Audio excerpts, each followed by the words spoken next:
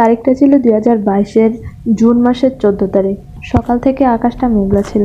Office থেকে ফেরার পথে সাইকেল নিয়ে শর্টকাট রাস্তা ধরছিলাম। গ্রামের ভিতরের এই রাস্তা আমার খুব প্রিয়, কারণ এখানে কোনো ভিড় নেই, চারপাশে প্রকৃতি মনকে শান্ত করে দেয়। কিন্তু সেই দিন কেমন যেন একটা অস্বাভাবিক নীরবতা ছিল।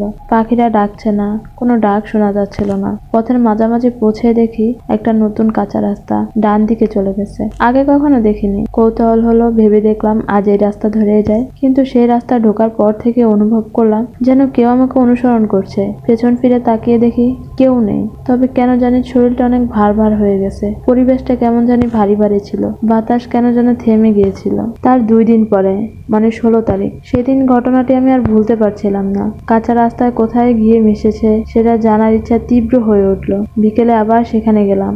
রাস্তায় বেশ লম্বা, দুপাশে ঘন গাছপালা। যতই ভেতরে যাচ্ছিলাম ততই জায়গাটা আমার কাছে গভীর আর নির্জন হয়ে উঠছিল। হঠাৎ দূর থেকে একটা শব্দ শুনতে পেলাম, যেন কেউ আমার নাম ধরে ডাকছে। আয়না আয়না শব্দটা বেশি আসলো রাস্তার শেষ দিক থেকে। ভয় পিছনে আসতে চাইলাম, কিন্তু পায়ের নিচে কাদা জমে গিয়েছিল। তার আরও 2 দিন পর, মানে 18 তারিখ, এবার আমি আমার এক বন্ধুকে নিয়ে গেলাম। তাকে পুরো ঘটনা আমি বললাম না, শুধু বললাম চল, একটা নতুন রাস্তা হয়েছে দেখব। ও কিছুটা মজা করে বলল, তোর কল্পনা বেশ কাজ করেছে, তোর সঙ্গে গেলে হয়তো ভূতেরাও ভয় পেয়ে পালাবে। আমরা দুজন একসাথে রওনা দিলাম। কিন্তু অদ্ভুত ব্যাপার হলো, কাঁচা রাস্তা খুঁজে পাচ্ছিলাম না। জায়গাটা একেবারে বদলে গিয়েছে। যেখানে রাস্তা ছিল সেখানে শুধু ঝোপঝাড়। বন্ধু হেসে বলল, তোর রাস্তাটা কল্পনায় ছিল রে, বাড়ি চল। কিন্তু আমি জানি আমি ভুল দেখিনি। তার আরও 3 দিন পর, মানে জুন মাসের 21 তারিখ, আজ রাতে ঘুমের মধ্যে আবার সেই ডাক শুনলাম, আয়না আয়না। ঘুম ভেঙে দেখি ঘরের জানালার বাইরে একজোড়া চোখ জ্বলজ্বল করছে। হঠাৎ বিদ্যুৎ চমকালো, আর তার আলোতে দেখলাম কেউ একজন গাছের নিচে দাঁড়িয়ে, সাদা কাপড় পরা, লম্বা একটা ছায়ার মতো। 23/6/2022।